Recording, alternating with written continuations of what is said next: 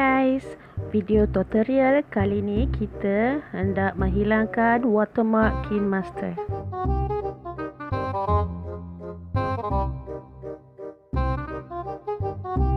Okay, first kita buka aplikasi Kine Master tu sendiri. Okay, kita tekan simbol tambah, kemudian ratio 16.9, dan kita pilih background.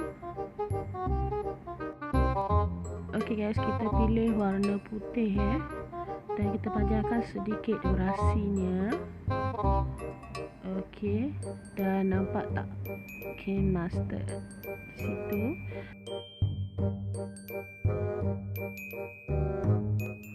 Kemudian kita tekan layer dan kita pilih image untuk kita masukkan ke dalam video kita.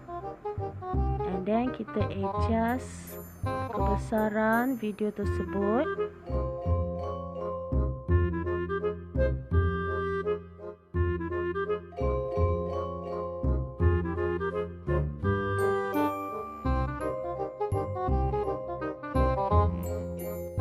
Kemudian kita cuba cari cropping.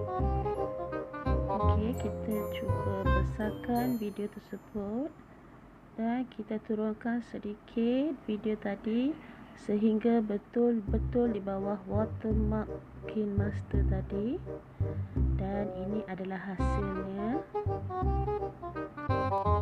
Selepas tu kita tekan play, kita tengok keseluruhan video tersebut seperti ini.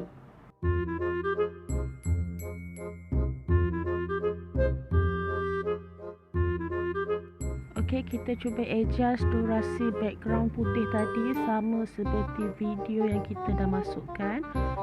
And then kita boleh export.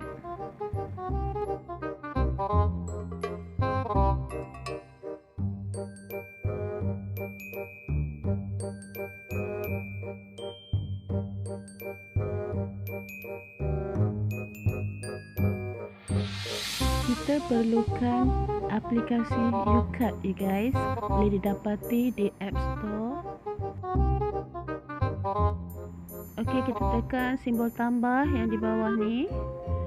Kemudian kita pilih video yang kita telah save di Kine Master tadi, tekan right. Kemudian masih lagi ada watermark Kine Master tu. Jadi apa yang kita perlu buat adalah saksikan sampai selesai video ini.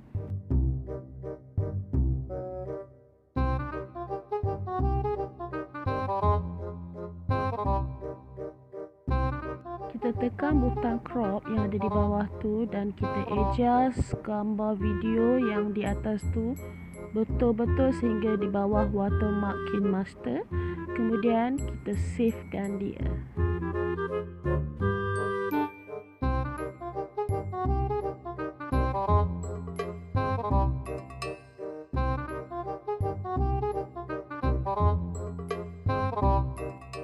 Okey, tada! Inilah hasilnya. Tak ada lagi watermark Kine Master. Nampak tak? Selamat mencuba guys. Terima kasih sudah menonton video ini. Jangan lupa like, subscribe dan komen, share.